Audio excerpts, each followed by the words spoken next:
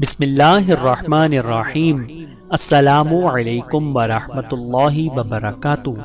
حضرت سعدی رضی اللہ تعالی عنہا بنت قریس کا قبول اسلام۔ حضرت سعدی حضرت عروہ کی بہن تھیں۔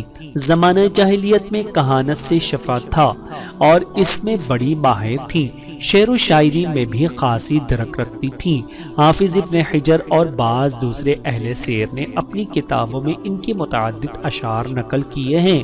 ان کے قبول اسلام کے زمانے کے بارے میں حتمی طور پر تو کچھ نہیں کہا جا سکتا، لیکن بعض روایتوں سے معلوم ہوتا ہے کہ دعوت حق کی ابتدا ہی میں شرف ایمان سے بہرور ہو گئی تھی۔